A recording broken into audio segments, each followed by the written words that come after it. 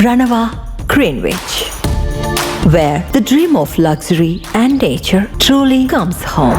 Pranava Greenwich, a home full of love and dreams. KTR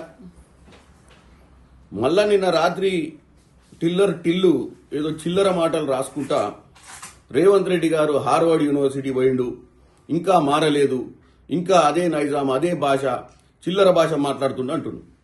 నేను ఒక్కటే చెప్పాలనుకుంటున్నా, కేటీఆర్ గారు, ఈ బూతు మీరే బూతు రాజులు. ఈ బూతులు ఈ చిల్లర మాటలు ఈ భారతదేశంలో గూగుల్లో కొట్టిన ఎవరు నాయకుడు దీనికంటే మీ నాయన పేరే వస్తుంది.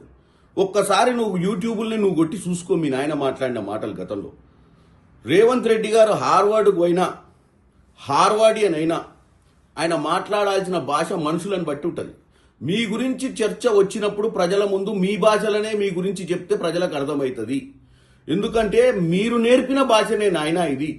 ఇక నువ్వు చెప్తున్నావు మా నాయన ప్రాణాలకు తెగించి తెలంగాణ తెచ్చిండు, మా నాయన రాష్ట్రాన్ని గాడిలో పెట్టి పరిపాలన అందించిండని. ఏం గాడిలో పెట్టిండు నాయన?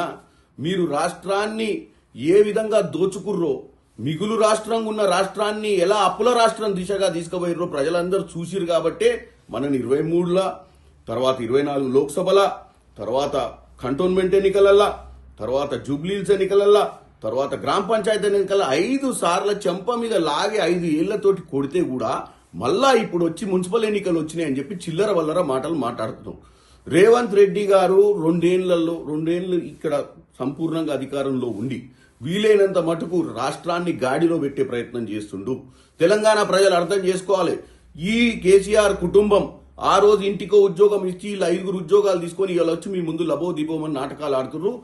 ఈ దొంగల మూట ఈ రానున్న వారం రోజులలో ప్రతి గల్లీలో చిల్లర మాటలు మాట్లాడతారు. పట్టించుకోవద్దని తెలంగాణ ప్రజలకు చెప్తున్నాం. మేము మా మీద నమ్మకం పెట్టుకొని మీరు మమ్మల్ని గెలిపించిర్రు. మున్సిపల్ పోల్స్లలో కూడా మీరు గెలిపియండి. ఎందుకంటే పంచాయతీలో గెలిపించిర్రు, మున్సిపల్ పోల్స్లో గెలిపించిర్రు, పార్లమెంటుకు మమ్మల్ని పంపించిర్రు, వాళ్ళ గుండు సున్నా ఇచ్చిర్రు. ఈ రోజు మా బాధ్యత మేము సక్రమంగా పరిపాలించాలంటే మీ నమ్మకం మా మీద కావాలి. నిజంగానే 5 ఏళ్ల తర్వాత మేమేమి చేయలేని పరిస్థితి వస్తే మీరే న్యాయ నిర్ణేతలు. అంతే తప్ప వీళ్ళు రాత్రి పగలు ట్విట్టర్లలో టిల్లుగాళ్ళు పెడితే దీంతో ఒరిగేది లేదు, తరిగేది లేదు.